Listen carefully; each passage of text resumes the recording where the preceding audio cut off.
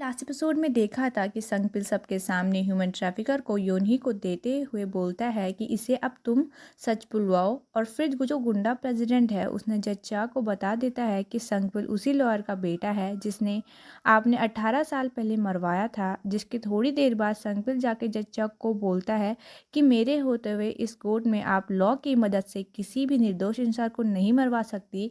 और फिर तभी जज से सुना के वापस जा रही होती है। फिर वो जेई को देख लेती है। फिर वो एपिसोड वहीं ख़त्म हो जाता है। तो अब हम एपिसोड 5 का एक्सप्लेनेशन शुरू करते हैं, जिससे पहले आपको वीडियो को लाइक और चैनल को सब्सक्राइब ज़रूर कर देना। So let's go. एपिसोड 5 में हम देखते हैं कि गुंडा प्रेसिडेंट जज शाह से मिलने के लिए उनके ऑफिस गया होता है। फिर उनसे कहता है कि मुझे नहीं लगता वो ह्यूमन ट्रैफिकर कुछ बताएगा और इस संगपिल क्यों आया है 18 साल बाद वापस, क्या मिल जाएगा इसे बदला लेकर। जिसके बाद जज शाह बोलती है सब बच्चे ऐसे ही होते हैं, उन्हें अपनी फैमिली से बहुत प्यार होता है। जिसके बाद जो गुंडा प्रेसिडेंट और जज शाह होती है वो कहीं बाहर जाते हैं सेलिब्रेट करने के लिए, क्योंकि आज उनके फादर की मूर्ति का उद्घाटन जो था। फिर अगला सीन हमें संगपिल के ऑफिस का दिखाया जाता है, जहां उसके साथी उसका बहुत तारीफ़ कर रहे होते हैं जो भी आज उसने कोर्ट में किया। जिसके बाद जेई वहां से चली जाती है। फिर संगपिल भी उसके पीछे पीछे जाने लगता है। फिर एक जगह जाकर जेई संगपिल से पूछती है कि तुमने अनहुजो का पीछा छोड़ के जज चाह के पीछे क्यों पड़ी हो। जिसके बाद संगपिल उसे बताता है कि चा मनसुख अपने फादर के मतलब पैसों से बहुत नाम बना लिया है किसान का, और किसान के लोगों का विश्वास भी है बहुत ज़्यादा जच्चा पर। जिसके बाद जेई बोलती है कि अगर इतनी ही पावरफुल है जच्चा तो उन्होंने अनहोजो को मेयर क्यों बना रही है। जिसमें संगपिल बोलता है कि अनहोजो जच्चा के लिए कुछ भी कर सकता है, खून भी। फिर जेई बोलती है कि वैसे मैं तुम पे कैसे विश्वास कर लूँ कि तुम सच बोल रहे हो। जिसमें संगपिल बोलता है तुम्हारे विश्वास ना करने से फैक्ट्स तो नहीं बदल जाएंगे। हम जज चाह और गुंडे प्रेसिडेंट को एक छोटी सी शॉप में देखते हैं, जहाँ गुंडा प्रेसिडेंट अक्सर में खाना खाते हुए दिखाया जाता है। फिर एक गुंडा प्रेसिडेंट जज चाह को बोलता है कि इस जगह मैं और आपके फादर अक्सर खाना खाया करते थे और ये प्लेस मुझे मेरे घर की याद दिलाती है। फिर वो जज चाह को बोलता है कि यहाँ बैठकर आपके फादर ने मुझ पे बहुत सारे एहसान किए हैं और उन्होंने उससे बहुत सारे काम भी करवाए हैं। जिसके बाद जज चाह ड्रिंक की बोतल खोल के उसके मुंह पे मारती है और फिर से बोलती है क्या तुम मुझे मेरे फादर के नाम से कंट्रोल करने की कोशिश कर रहे हो। तुम बस एक चीज़ हो जो मेरे फादर ने मेरे लिए छोड़ी है। और तुम्हें क्या लगता है कि तुम मेयर बनने जा रहे हो तो तुम्हारे अंडर पूरी किसान सिटी होगी। जिसके बाद हमें गुंडा प्रेसिडेंट जो होता है वो चार के सामने मतलब घुटने टेक के बैठ जाता है और उससे माफ़ी मांगने लगता है। फिर हमें संगपिल दिखाया जाता है जो कि अपने सीक्रेट रूम में जाके जज शाह की फ़ोटोज़ देखता है। और तभी वहाँ मिस्टर ते आके बोलते हैं आप जेई को क्यों नहीं बता देते कि जिस जिस औरत के पीछे वो घूमती रहती है, जिस औरत को अपनी मॉम समझती है, मतलब अपनी मॉम की तरह मानती है, वो उस औरत ने ही उसकी असली मॉम का मर्डर किया है। जिसके बाद संगपिल बोलता है कि उससे पहले मुझे उसे चामुन सुख का असली चेहरा दिखाना होगा, नहीं तो वो मुझ पे यकीन नहीं करेगी। हमें जेई दिखाई जाती है जो अपने घर में एक फ़ोटो को देखती है जिसमें जेई, योनी और जज शाह थी।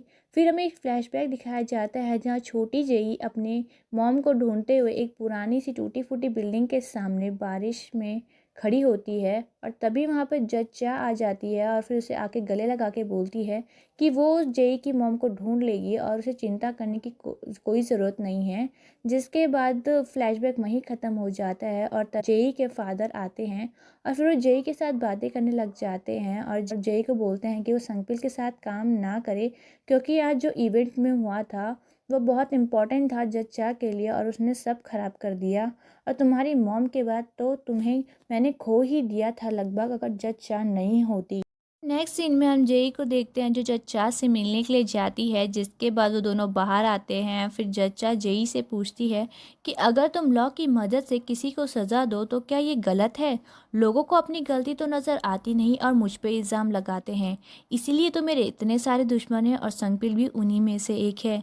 तभी जेई की फ़ोन पे संगपिल का कॉल आता है बट वो उठाती नहीं। जिसके बाद जच्चा उससे पूछती है कि तुम्हें क्या लगता है कि तुम संगपिल के बारे में कितना जानती हो। जिसके बाद हमें संगपिल को देखते हैं जो कि अपने ऑफिस से नीचे उतरता है और तभी एक शॉप में न्यूज़पेपर में देखता है जिसमें अनहोजो और जज शाह की फ़ोटो थी। और तभी रेडियो में एक खबर आती है कि कल जज शाह का जो इवेंट था वो बहुत अच्छे से शांतिपूर्ण पूरा हुआ। फिर हमें गुंडा प्रेसिडेंट दिखाया जाता है कि वो उसी छोटी शॉप में बैठ के खाना खा रहा होता है और तभी शॉप की ओनर आके उसकी बड़ी तारीफ़ कर रही होती है। और फिर हमको थोड़ी देर में पता चलता है कि सब तो नौटंकी हो रही थी, मतलब ये तो वीडियो देख रहा था टीवी प्रेसिडेंट दया और उसके पार्टी के लोगों के साथ। और और फिर उसके बाद जो दया होता है ना, गुंडा प्रेसिडेंट को छप्पी देता है, फिर वो दोनों थोड़ी सी बातें करने लग जाते हैं। तभी वहाँ पे संगपिल आता है, जिसके बाद वो गुंडे प्रेसिडेंट को फ़ोन देता है और बोलता है ये उस आदमी का फ़ोन है जिसने मेयर का खून किया है, क्या तुम नहीं जानना चाहते इसके अंदर क्या है। जिसके बाद गुंडा प्रेसिडेंट दया को इशारे में बोलता है और उसके बाद दया फ़ोन को उठा के सीधा बाहर फेंक देता है। फिर हम जेई को देखते हैं जो एक लेक के किनारे खड़ी होती है और उसके हाथ में मंगशिंग लॉ फ्रेम का कार्ड होता है। और तभी जेई याद करती है कि जज चान ने उससे कहा था कि संगपिल एक क्रिमिनल है और संगपिल को उसके बारे में सब पता है, पर तुम्हें संगपिल के बारे में कुछ भी नहीं पता। और जब भी जेई सोच ही रही होती है तभी वहाँ पे संगपिल आ जाता है और संगपिल जेई को कहता है क्या तुम मुझसे अभी तक नाराज़ हो। जिसके बाद संगपिल उसे बताता है कि ट्रायल के लिए तो हमने ह्यूमन ट्रैफिकर को कैंग योन ही को दे दिया, पर हम अभी चुपचाप नहीं बैठ सकते। जिसके बाद फिर वो डिटेक्टिव हा से मिलने के लिए जाते हैं और डिटेक्टिव हा को ह्यूमन ट्रैफिकर की फ़ोटो दिखाते हैं। फिर डिटेक्टिव हा बताता है कि मैंने इसे कई बार गिरफ्तार किया है ड्रग्स के चक्कर में और इसके पास तो कुछ भी नहीं है खोने के लिए, तो ये सच क्यों बताएगा। फिर तभी जो संगपिल होता है बोलता है इसके पास क्या, सभी के पास कुछ ना कुछ होता है खोने के लिए और इसके पास भी है। नेक्स्ट डे हमें किसान हाई कोर्ट का दिखाया जाता है जहां आज फोर्थ ट्रायल था केस का। फिर डिटेक्टिव आज संगपिल से पूछते हैं क्या वो हमारी तरफ से गवाही देने के लिए मान गया है। जिसमें संगपिल बोलता है नहीं, वो हमारे खिलाफ गवाही देगा।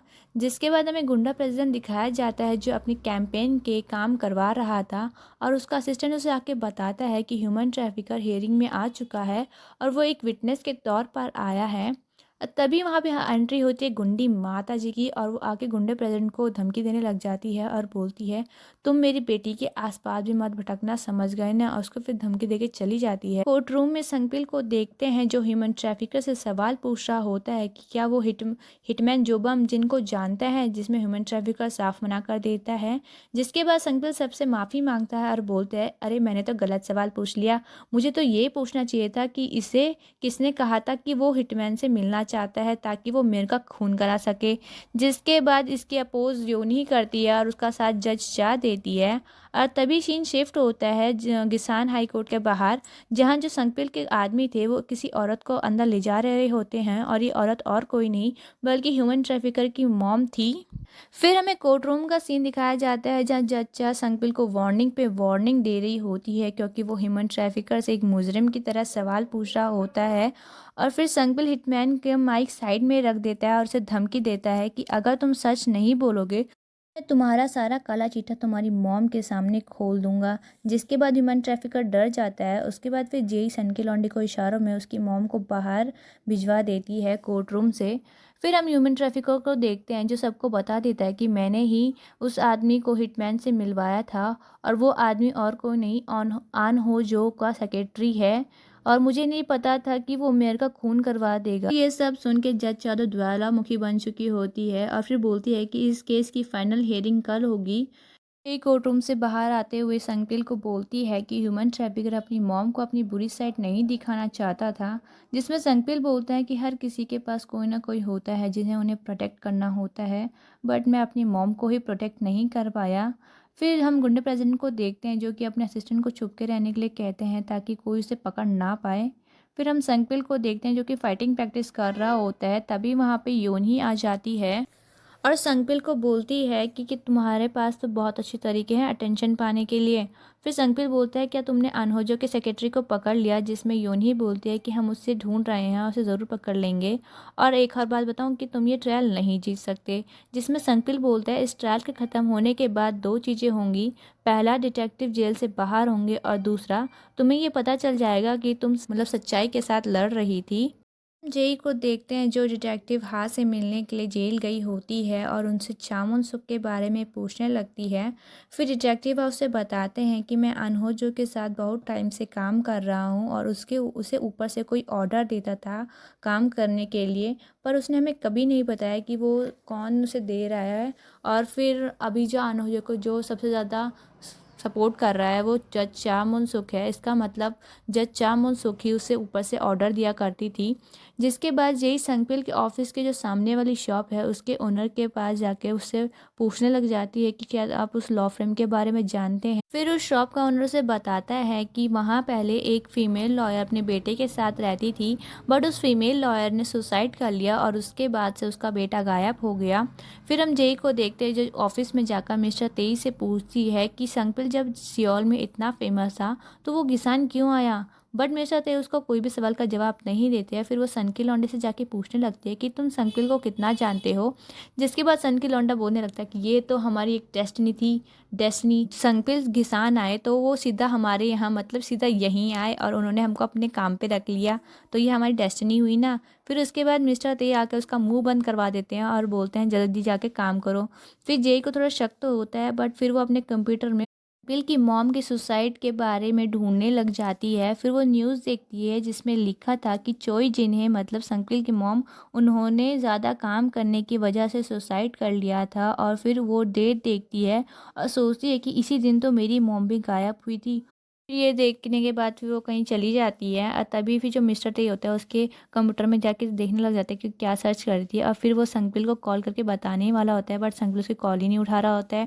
फिर हम संगबिल को देखते हैं जो कि जेई के फादर के साथ बैठा हुआ था और जेई का फादर उसे बोल रहा था कि मैं अपनी दुकान बंद करके तुम्हारे सारे पैसे चुका दूंगा, बट अब से जेई तुम्हारे साथ काम नहीं करेगी। फिर हम जेई को देखते हैं जो कि पुलिस स्टेशन में डिटेक्टिव गोंग से मिलने गई होती है और फिर डिटेक्टिव गोंग उसे संगबिल की मॉम की इन्वेस्टिगेशन रिपोर्ट दे देते हैं। और फिर जब जेई उन रिपोर्ट्स को खोलने ही वाली होती है तभी डिटेक्टिव जंग उस रिपोर्ट को बंद करके बोलते हैं कि ये डुप्लीकेट कॉपी है।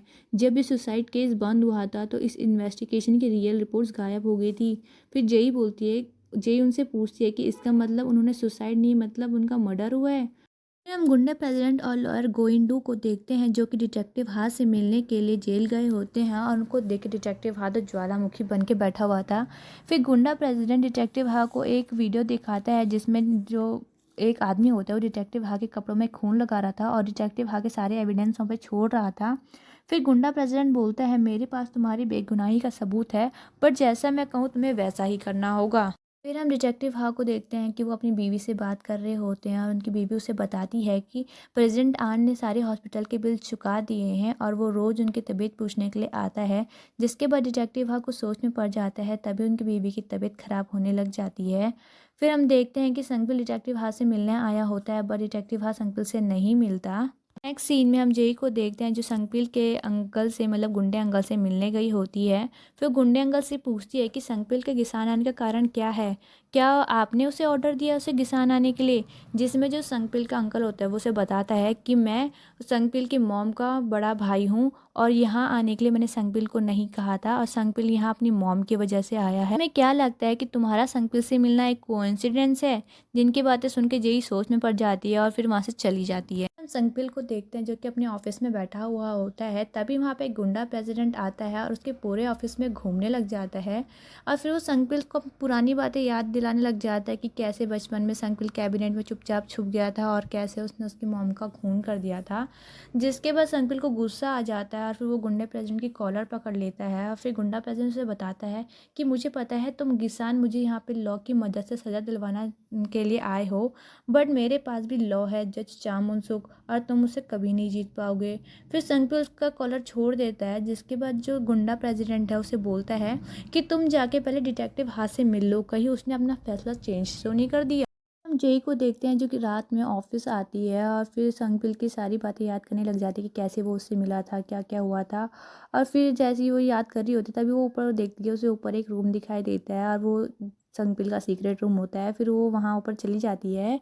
जिसके बाद हम संगबिल को देखते हैं जो कि ऑफिस आता है और जैसे ही वो अपनी सीक्रेट रूम की तरफ जाता है तो वहाँ जेई बैठी हुई थी और बोलती है ये जगह सीक्रेट से भरी हुई है। और संगबिल को उसकी मॉम की इन्वेस्टिगेशन रिपोर्ट देते हुए बोलती है कि तुम्हारी मॉम का ऑफिस है ना, और बोलती है कि जिस दिन तुम्हारी मॉम ने सुसाइड किया था उसी दिन मेरी मॉम भी गायब हुई थी। और फिर प्रोजेक्टर ऑन करके संगबिल से पूछती है कि ये मेरी और मेरी मॉम की तस्वीरें क्यों है यहाँ। बताओ मुझे असली रीज़न बताओ तुम्हारे यहाँ गिसान आने का। जिसके बाद संगपिल उसे बताता है कि आनहोजो ने मेरी मॉम को मारा है और मेरी आंखों के सामने यहीं, और उसको ऑर्डर किसी और ने नहीं बल्कि चामुन सुक ने दिया है। और जो तुम्हारी मॉम मिसिंग हुई है ना, तो उसके पीछे भी चामुन सुक है। फिर इसके बाद कुछ नहीं, एपिसोड खत्म। Tata bye bye and thank you for watching.